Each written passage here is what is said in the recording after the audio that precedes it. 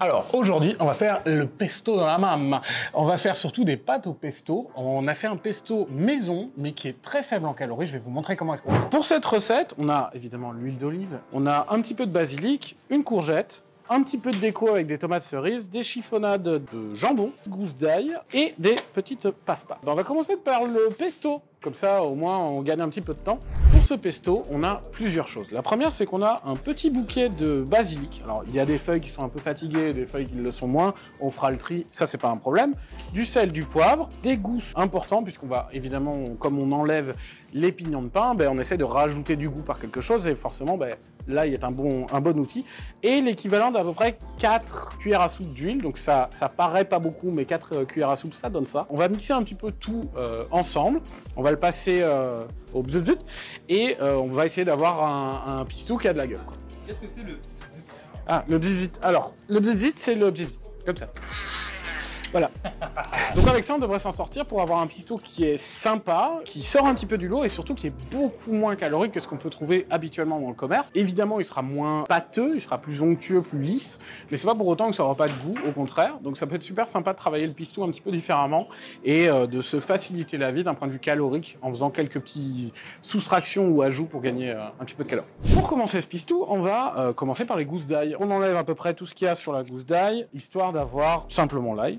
Pendant le pesto, ce qu'on va faire, c'est qu'on va faire aussi chauffer les pâtes, en tout cas l'eau des pâtes, pour qu'on puisse avancer d'un coup. Normalement, c'est une recette qui doit prendre à peu près 10 minutes de conception maximum, donc c'est pas très complexe à faire. Ok, bon, les deux gousses d'ail.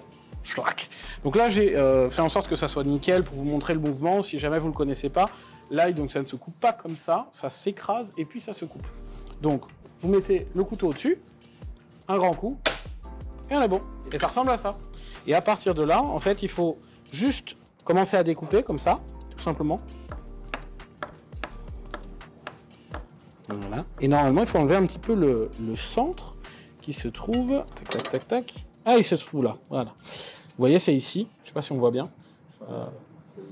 Voilà. Donc en fait, il faut enlever le centre ici parce que le centre n'est pas très bon pour la santé. Donc il faut l'enlever. Et ensuite, on découpe tout. En fait, l'idée de l'écraser aussi, et c'est ça qui est intéressant, c'est qu'en fait, quand on écrase l'ail, oui, évidemment, on voit le centre, mais on libère aussi tous les arômes de l'ail. Parce qu'en fait, il y a des fibres à l'intérieur qui doivent être cassées pour rendre le goût de l'ail. Et donc, l'idée, c'est qu'on fait d'une pierre deux coups, en fait. On enlève à la fois le centre, ou en tout cas, on se permet de voir le centre qu'on voit très bien ici, là. Un petit truc ici. Voilà. Et en parallèle, on relâche tout ce qui est goût, en fait, de l'ail, tout simplement. Donc voilà, nous avons de l'ail que nous allons évidemment pas nous faire à découper, pour la simple et bonne raison que nous avons l'outil incroyable. On met tout dans le petit pot. Tac. En gros, on met de l'ail tout simplement dedans. On va aussi ajouter l'huile d'olive. On prend un petit peu de sel. Une petite pincée de poivre, pareil. Ce qu'on va faire maintenant, c'est qu'on va nickeliser ce truc-là. Comme vous pouvez le voir, il y a certaines feuilles qui sont un peu fatiguées, c'est normal avec le basilic. Hein. Le basilic est une plante qui est assez fragile, l'air de rien. Alors, je précise un truc important. Les feuilles un peu comme ça, qui sont légèrement plus foncées, en fait, elles ne sont pas forcément mortes, hein. Elles sont surtout oxydées. Ça veut dire qu'en fait, elles ont pris trop d'oxygène, tout simplement. Ah d'accord. Arthur. C'est marrant, de l'oxydation de basilic. Oui, et d'ailleurs, il y a aussi un autre truc qui est intéressant. En découpant les feuilles, que ça soit le basilic ou d'autres, hein, typiquement la coriandre, c'est aussi un bon exemple, il faut couper dans le sens inverse de ce dont vous avez l'habitude de faire. C'est-à-dire, je m'explique, quand on prend un couteau, on coupe comme ça, d'habitude. Et là, en fait, il faut couper comme ça. Au moins, ça permet de conserver le plus de fraîcheur et de nutriments. C'est tout à fait ça, ça permet de conserver les nutriments, la fraîcheur, mais c'est aussi, et pour le coup je le répète, mais c'est une vraie technique. On était sur un débat de ce qu'on mettrait 5 petites branches ou est-ce qu'on mettait le bouquet. On n'est pas là pour se faire du mal, hein. On va en mettre tout le bouquet. Le basilic, comme c'est une herbe, en soi il y a extrêmement peu de calories associées au basilic. Je pense que si on est sur quelques calories au 100 grammes, c'est incroyable. Et donc c'est intéressant parce que ça permet justement de rajouter du goût. Typiquement, un des conseils que je peux vous donner, c'est que si vous cherchez à faire de la perte de poids, je vous conseille vivement de penser aux épices. En rajoutant énormément de goût dans le plat, on se sent beaucoup moins frustré. On va évidemment tout passer à la dip-diteuse là. Je refais transition dip-diteuse. Pour autant, je vais vous montrer comment est-ce qu'on coupe des herbes, parce que c'est quand même assez intéressant. Ce que je vous conseille, c'est de prendre une petite poignée d'herbes. Je le fais en petit. Hein. On va la rassembler le plus possible dans un petit paquet, sans la broyer, c'est très important. Et en fait, là, au lieu de faire chaque comme ça, comme on a l'habitude de faire, on va faire ça. Et c'est en faisant cette découpe-là, en passant à travers le produit comme ça, qu'on va éviter de l'oxyder. Vous voyez d'ailleurs, l'herbe est toujours verte et elle n'est pas devenue noire instantanément. Si vous faites l'expérience dans le sens inverse, l'herbe va devenir noire en 1 seconde. Normalement, vous obtenez quelque chose qui ressemble à ça. Tintin, transition.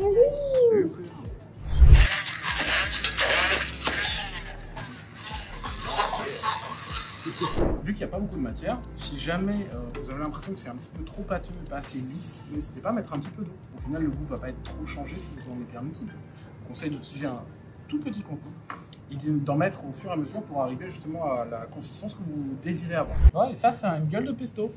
Oh, ça sent bon! Et ouais, c'est sympa. Hein. Et en fait, truc intéressant aussi, si tu regardes là-dedans, tu vois que l'ail a été pas complètement explosé. Et merci au blender pour le coup. Et ça nous permet d'avoir un petit peu de consistance. Alors attention, les pâtes, elles doublent de volume. Donc si on met 75 grammes, on aura probablement autour de 150 voire 160 grammes. Pour être tranquille, on va essayer de le grammer au départ, juste pour être sûr d'avoir les bonnes quantités. 74,5. Bon, allez, 75,5 on va dire. J'ai eu à l'époque un coloc italien qui m'a appris un truc intéressant. Pour bien faire cuire les pâtes, il ne faut pas les casser, surtout pas. Il faut simplement les mettre comme ça, ici, et elles vont glisser dans la poêle. Et c'est ça qui fait que les pâtes sont al dente. Pendant que les pâtes cuisent, on va faire un truc tout simple. On va couper l'équivalent d'à peu près un tiers de courgette, puisque aujourd'hui une courgette ça fait à peu près 300-350 grammes. On en veut une centaine, donc on va couper un tiers de ça. Pour pas s'embêter, on va taper directement à l'arrière. Voilà, on enlève le cul et on coupe à la grosse brosse un tiers à peu près. On va grammer quand même par principe. On a 118, c'est pas mal. C'est de la courgette, hein, faut pas oublier. Donc vu que c'est un légume, on risque pas grand chose. S'il y avait 120 grammes, c'est pas bien grave. Donc, moi je la coupe dans sa longueur tout simplement. Et puis je vais la découper comme ceci. Alors ça c'est assez simple. Je prépare en fait une découpe pour avoir un maximum de petits bouts. Et alors si vous êtes chaud, vous la découpez aussi comme ça. Je prends mon couteau, je vais me placer ici. Et j'évite, c'est comme une mandoline donc il faut faire un peu attention. J'évite de me découper. L'idée c'est d'aller glisser tout doucement le couteau, d'y aller vraiment doucement, hein, parce que si jamais ça part d'un coup comme ça peut vous découper un doigt, il faut faire gaffe. Et l'idée c'est de préparer une découpe. Voilà. Vous avez un espèce de truc qui ressemble un peu à un éventail comme ça. Et ça c'est le top parce que ça vous permet d'avoir des petits dés. Donc ensuite on va découper comme ceci. Si jamais vous ne connaissez pas la technique, c'est comme un crabe, donc vous repliez les doigts, vous les posez sur la nourriture comme ça. Et en fait vous allez appuyer le couteau là-dessus, ici, et non pas sur la nourriture en fait. Donc ensuite, vous allez découper. Et ça permet d'aller très vite. Je vous invite à mettre à peu près une cuillère à café d'huile d'olive. Ça sert à rien d'en mettre 3 tonnes. Quand vu que la courgette est blindée d'eau, donc en vérité, vous n'avez pas forcément besoin de huiler la poêle comme des malades, ça sert à rien. Et en plus, ça va surengorger la courgette avec de l'huile, ce qui n'est pas génial. Et on vient ici, et on coupe tout dedans. Là, ça commence à frichiller, c'est sympa. Donc je vais le mélangeouiller un petit peu, histoire que ça prenne un peu de couleur. Ok, j'ai raté. Donc on va commencer par un tout petit peu saler les courgettes, pas 3 tonnes, hein, ça sert à rien, des toutes petites pincées comme vous pouvez voir. On va mettre un tout petit peu de poivre aussi pour que ça ait un peu de kick. Toujours mettre en toute petite quantité, on peut toujours rajouter. Alors ça tombe bien, les pâtes elles ont l'air d'être cuites. Alors le top c'est d'égoutter au max. Pourquoi? Parce qu'on veut éviter de rajouter de l'eau dans les courgettes qui sont déjà blindées d'eau. Donc là, on le met directement dans la poêle. Ok, ça en est pas mal. On va baisser un petit peu la chaleur ici. Donc on mélange un petit peu. L'idée c'est d'avoir un chouette petit mélange de pasta. Donc vous voyez, les courgettes sont un peu colorées. Elles ne sont pas cramées pour autant, ce qui est plutôt une réussite de notre part. On ajoute 3 grammes d'huile d'olive, autant dire une cuillère à café. L'avantage évidemment de mettre de l'huile d'olive juste après avoir sorti les pâtes de l'euro, c'est qu'elles sont bien imbibées d'eau et donc l'huile va recouvrir les pâtes. Donc l'huile va vraiment avoir sa fonction d'agent lubrifiant, on va dire. Et donc l'huile d'olive permet de faire ça si on le fait dans la bonne séquence. Donc maintenant on va rajouter notre petit pesto et on peut le placer directement là-dessus. Et alors là ça commence à avoir de la gueule. Alors je vais en garder un peu pour en mettre à la fin pour que ça soit vraiment sympa. Là on va juste le mélanger avec, comme ça. Ça a une odeur déjà, c'est incroyable. Ça a une odeur d'ail, c'est normal, de basilic et tout ça, on a l'impression d'être en Toscane.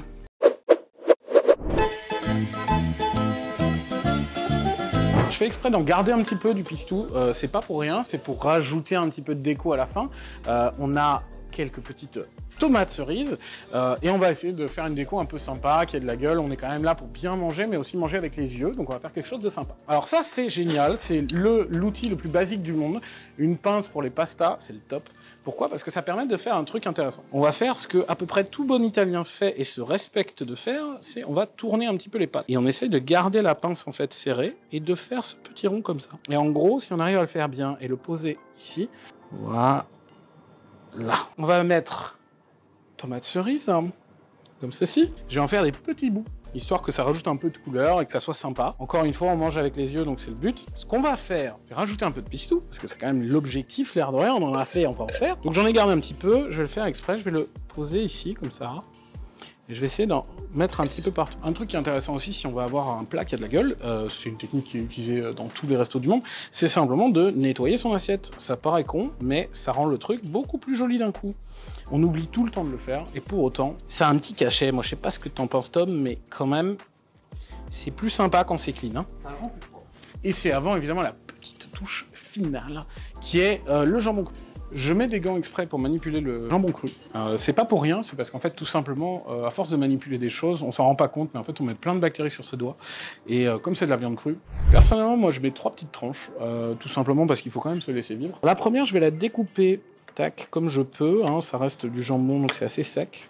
Tac, tac, tac. Histoire d'en rajouter un petit peu sur l'assiette, ça donne un peu envie de picorer dedans. J'en mets un petit peu exprès en chiffonnade, c'est surtout parce qu'on est plusieurs et qu'on va sûrement picorer dedans, donc c'est que chacun en est.